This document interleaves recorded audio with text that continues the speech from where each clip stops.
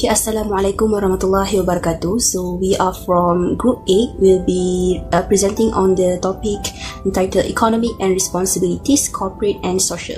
Okay, so my name is Aqilah binti Mansor, and I will be continuing with the first topic, which is Distributive Justice. Okay, so what is actually Distributive Justice is all about? Okay, so according to Professor Armstrong in his book entitled Global Distributive Justice, he defined it as the ways that benefit and burdens of our life are shared among the members of a society or community. Okay, so distributive justice is concerned with the nature of just or fair allocation, pengagihan yang adil of the resources among the diverse members of the community. Okay, pengagihan yang adil kepada setiap member of society.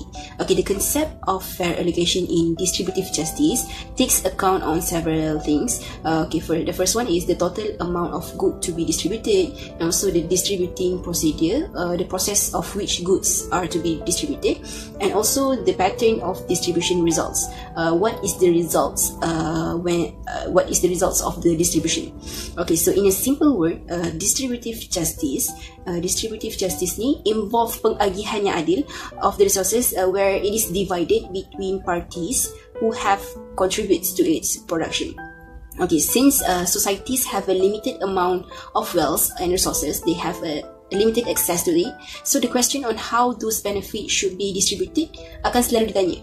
Okay, jawapan selalunya, the common answer is is that public asset should be diagihkan in a reasonable manner where each individual will receive a fair share. Tapi how do we actually measure this fair share?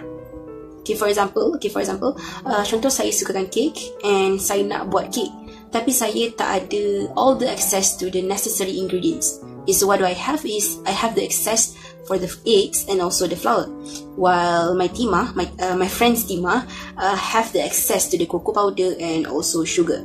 Okay, so then we work together untuk buat cake.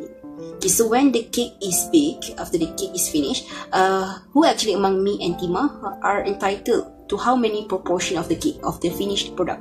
Should we just divide it, or we should refer siapa punya ingredients yang have more contributions to its production? Okay, so that is among the issues or concern when we are discussing on distributive justice.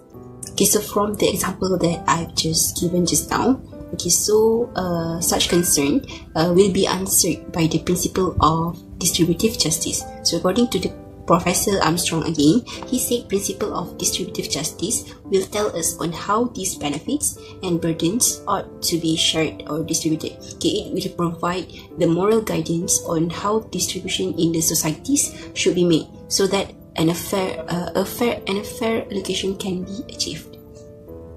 Okay, the distributive principles can be vary in numerous dimensions. They vary in first, what is considered relevant to distributive justice, or what goods should be distributed, such as wealth, income or opportunity, and so on.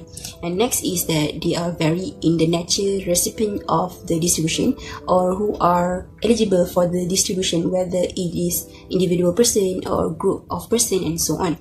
And also they vary on what basis does the distribution should be made. On what basis do we distribute the resources? Are we taking equality as our basis for distributing the resources, or to promote social utility, and so on? Okay, so there are various principles that determine of how goods are distributed. And the common criteria is known as first, principle of equality, where people should be treated equally and have the equal access of the resources. Okay, and the second principle is principle of equity, where people should get what they deserve on how much the individual contributes to its production. So those who make a greater productive contribution, then they will deserve to receive more benefits. So the main idea here is who work harder, then he will earn more money. Okay, the next, the third principle are the principle of needs. So the good is distributed according to one's need. So those who need more resources will receive more distribution. So we can see this when the states or government provide the welfare payments or scholarship to the poor and the needy. So this principle, which are the principle of equality, the principle of equity, and the principle of needs. So this principle will help on how the distribution act can be done. The one who handle the distribution will need to justify which principle should they hold when they want to distribute the resources. Okay, so now we will view on some justification on distributive justice based on several theories. So every theory differs on what basis or principle of distribution that they hold. Okay, if we see from egalitarian perspective, which is one of the deontological theory, okay, their basis or principle is on equality, where for them they value that all human beings are equal. So there are no justifications that make someone can have more or less resources than others. So for them, a just distribution or pengagihan yang adil for them is when each members of the society get completely equal shares to all resources. Okay, so the next theory is based on utilitarianism, where they hold the basis on welfare principle, where they distribute resources according to social utility, where they want to promote social utility or what it is in the best interest for the society as a whole. So they put priority on the level of the welfare of the people. Okay, so for them, the distribution will consider valuable only if they produce most benefits for the society as a whole and maximize the utility. Okay, so the last theory is based on Protestant work ethics, where from this theory they hold the basis or principle on equity or desert, where the distribution should be made based on one's contribution. For them, a just distribution is when each members of the society should be rewarded in proportion to their productive works in the society. So their main idea is that who work harder will be gain more benefit. Okay, so that is all for distributive justice. So we will move to the next subtopic, which is corruption. Okay, corruption, based on the advanced Oxford Dictionary, okay, corruption is defined as an act of dishonesty or an illegal behavior aimed at using public office for one's private gain. Okay, ia adalah satu perbuatan di mana orang terlibat dengan illegal or dishonest behavior untuk kepentingan diri sendiri. Okay, public office here means one's position, usually powerful position such as government official and so on. Okay, meanwhile, according to Victor Dyke in his book Corruption in Nigeria 2011, he defined corruption as an act that is done by one whose behavior goes contrary to the established rules or deviated, menyimpang from the formal duties of a public role which could benefit them as an individual or to their close family or private clique. Okay, it could be in a form of pecuniary or money or physical like protection or status gratification. Okay, so corruption is an actually common phenomenon. It is said that there are no existed society in this world yang tak ada terjebak pun dalam activity corruption. Okay, even Malaysia sendiri ada kes-kes yang berkaitan dengan corruption. Okay, according to the Corruption Perception Index (CPI) results released by the Transparency International, it is said that Malaysia are among the nations that associated with corruption activity, di mana Malaysia ini berada dalam kedudukan ke-51 berbanding negara-negara yang lain. Okay, there are two types of corruption, which are first, grand corruption. Okay, so grand corruption ni adalah corruption yang involve higher ranking government or elected officials, typically those who makes rules or policies and so on. Okay, the next is the second one is the petty corruption. This type of corruption is referred to the day-to-day daily corruption yang happen between interaction among public institution and people. Okay, for example, the traffic police take bribes from the taxi drivers in exchange for not charging them under the violation of traffic laws. Okay, so the next is the factors of corruption. Okay, corruption is usually done because of one's individual aspect, where someone who maybe felt that what they have right now are not enough for them and so on. Okay, and next, the quality of regulation is also the factors of corruption, where when there are no emphasis regarding the sanction towards corruption activity. Okay, when there are no rules that are being implemented effectively, so people who might involve in this activity will have the possibility to continue doing the corruption. And dalam masa yang sama, diorang akan mengajak sekali orang lain to buat corruption. Okay, so the third factors is low pay scale and unemployment. It is also among the factors that could lead to corruption, because I have read some studies where they say that corruption commonly happen among the low salary civil servants, pekerja kerajaan, who have difficulties towards their own financial issues, as well as they also have to support their own family. So that's are the factors why they are associated with the corruption activities. Okay, now we will move to the moral implications on corruption activities. Okay, the moral implications on corruption can be analyzed by some theory of morality, which are first from the deontological perspective. Okay, they say that corruption activity are morally bad or an immoral act because for them it go against the natural law.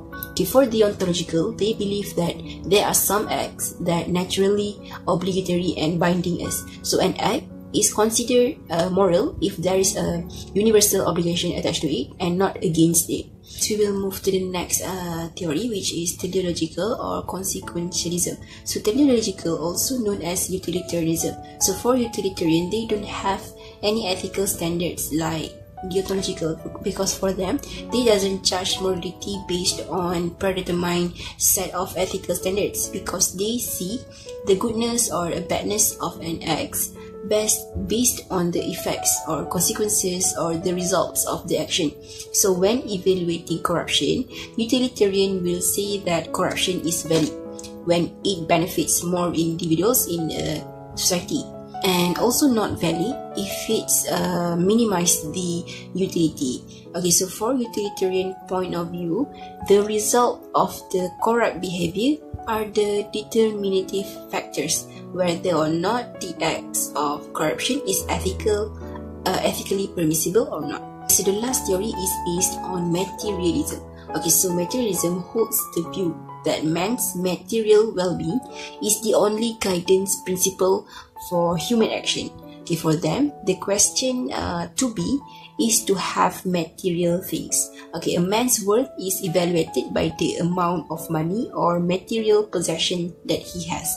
So in evaluating corruption based on materialism is based on the Machiavellian philosophy of wealth acquisition, where he said it stopped at nothing and used every means to reach its desired end, even have to use the corrupt means. So any means is acceptable as long as it helps one to achieve one's purposes.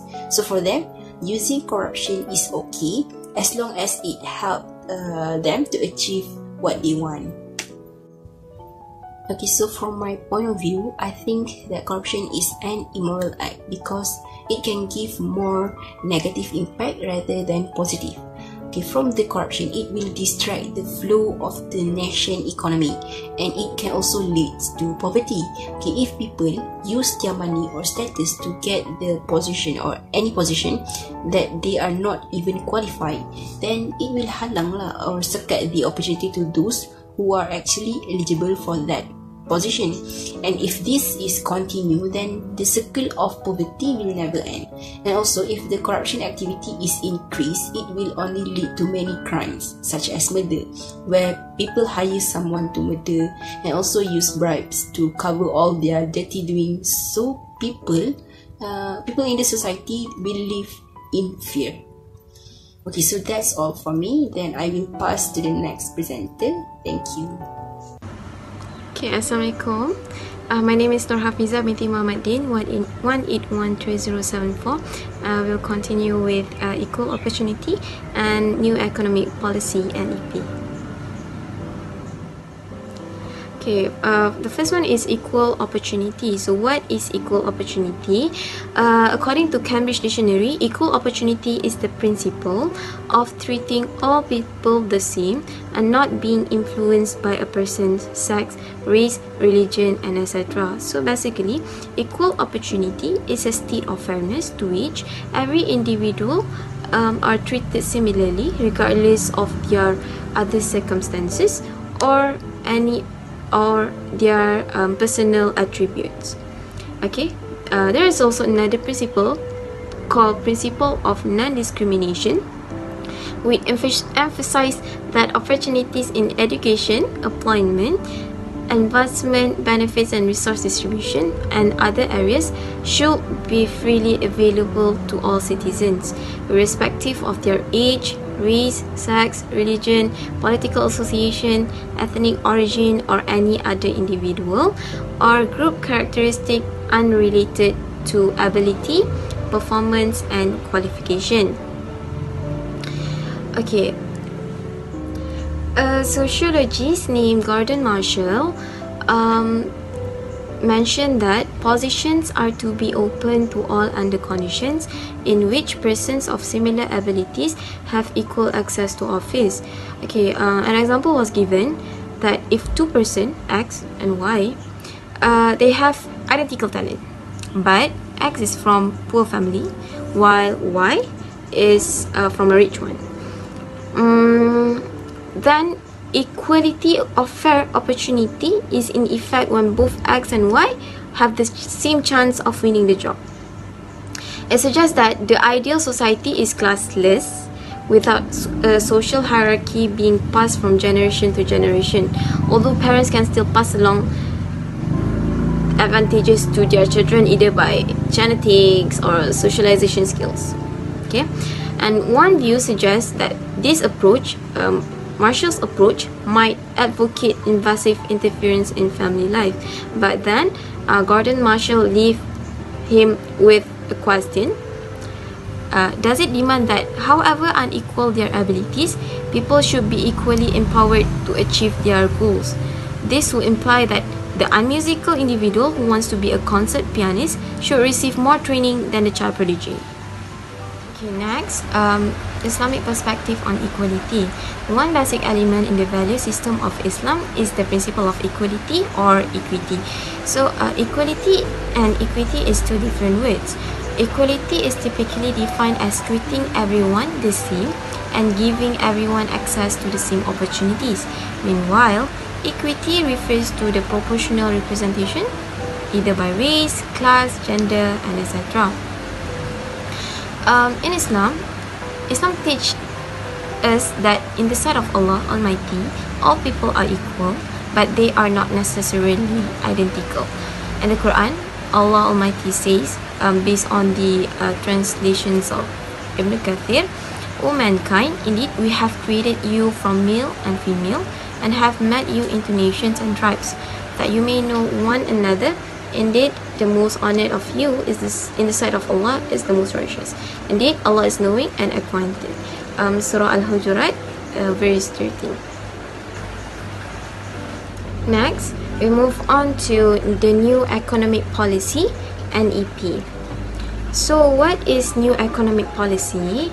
Malaysia's new economic policy, NEP, was launched in 1971 as part of a package of measures introduced after the political crisis of May 1969.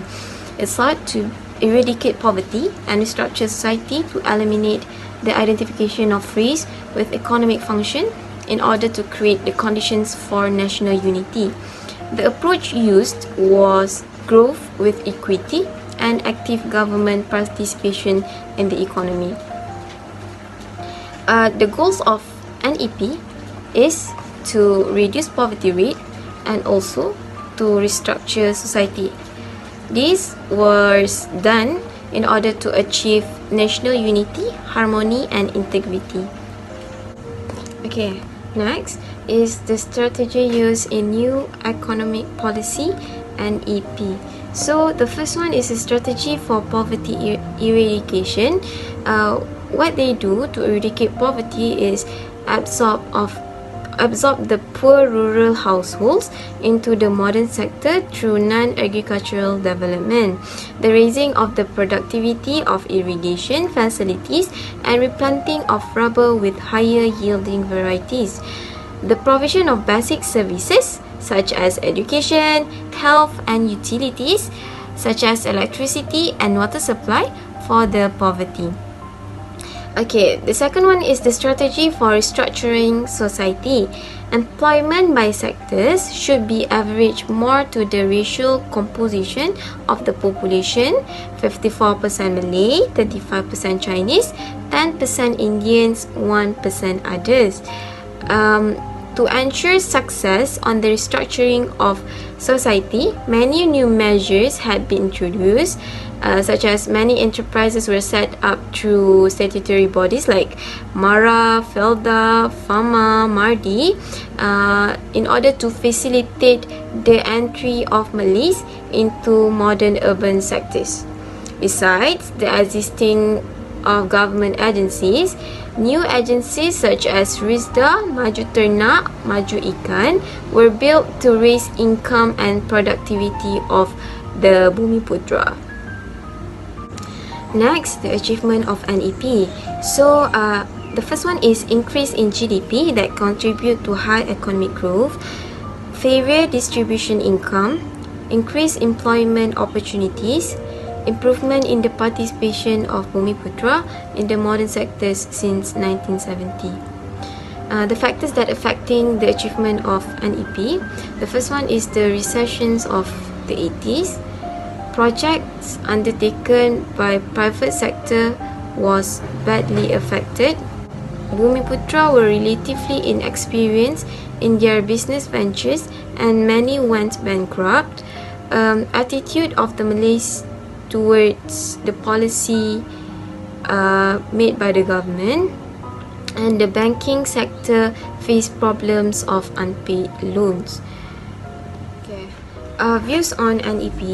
The NEP has come under attack as being an inefficient system that promotes a laid-back attitude among the Bumiputras. It is called racial-based and not deprivation-based.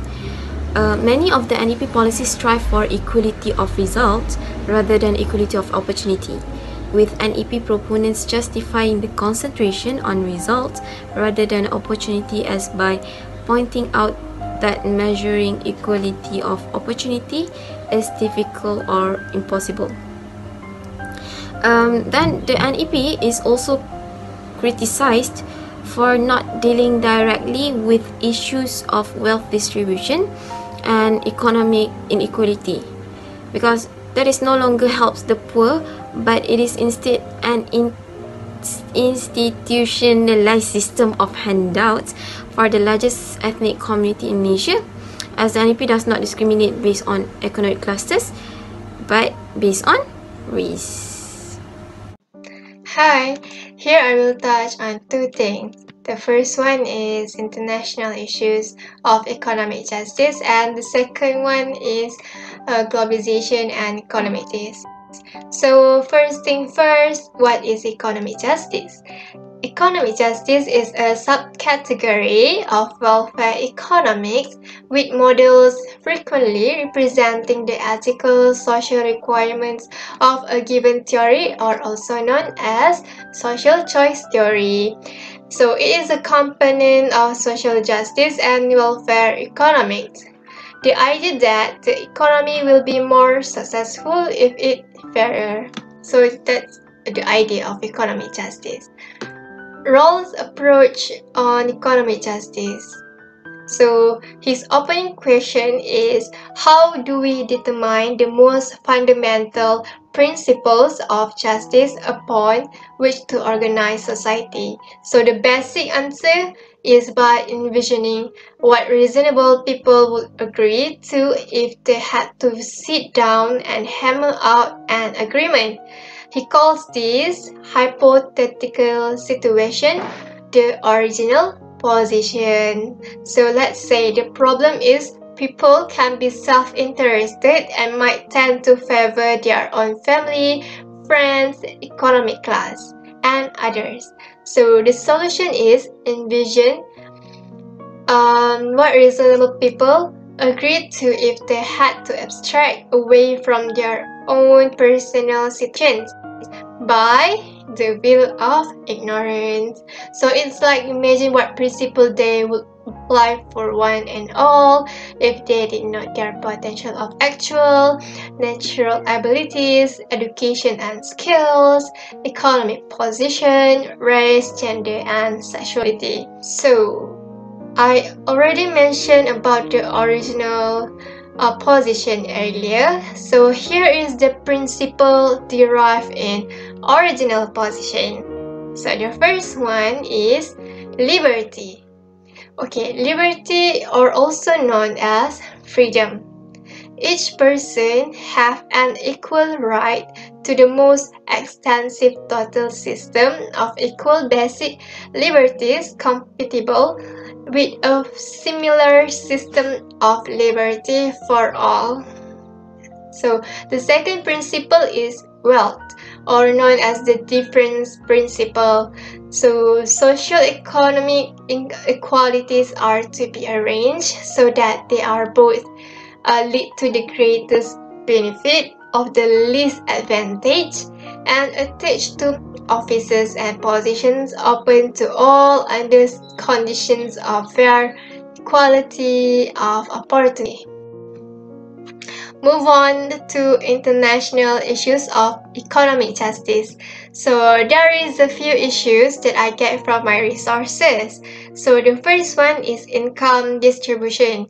So the global income distribution was remodeled in 1970s until 2000, which the developed world was 10 times richer than the poor developing world. So there is income inequality in US continuously increased over the last 4 decades, including Turkey, Mexico, and Chile. The second one is racial or gender inequalities. So the median household income for non-Hispanic white American was $55,800, while for non-white it was $33,600 in 2013. So the case is black women who receive lowest salaries are 4 times lower than white men are employed in the unhealthiest locations, work a triple working day, and face threefold discrimination. And the third one is right at workplace. As we all know that the right at workplace comprises of right to overtime pay, protection from wage theft, right of safety and health on the job, right of paid sick leave, and right to promotion. So there is issues where a former Mac specialist at an Apple retail store claims that he was not promoted because he was too old. So the last one is immigrant worker rights. So in the US, organizations known as worker centers serve immigrants by negotiating their legal status, developing sense of solidarity, learning about their rights, taking actions against unscrupulous employers, and providing some social services. So there is the Clearwater Police Department at Florida received nearly a dozen reports of undocumented workers accusing their employers of withholding wages ranging from $400 to $1,200. So there are some international issues of economic justice. Okay, now we move on to globalization economic justice. So what does it mean by globalization? Globalization is the spread of products, technology, information, and jobs across national borders and cultures. but in economic terms, it describes an interdependence of nations around the globe fostered through free trade. So this leads to lower prices, more employment, higher output, and a higher standard of living for those in developing countries. So that is the definition of globalization. So the statistical figures show that as the world economy has become more globalized over time, the world GDP share of developing countries as a whole increased, while that of developed countries decreased. So in terms of per capita income, the gap between the richest and poorest countries in the most globalized countries has been gradually increased over time. Globalization has benefited the whole world in terms of economic growth and reduction of poverty, even though the benefits have not been equally distributed across all countries. So, move on to justice at the global level. So, according to chart here, a Russian law of people entails neither the equalization of the condition of those who belong to different people, nor the globalization of roles difference principle, according to which inequalities are permissible only to the extent that they benefit the worst of. Well, it is not easy to convince oneself that our global order, assessed from a Russian perspective, is moderately just. So to be concluded that the globalizations towards economic justice give a good and a bad impacts on the economy itself.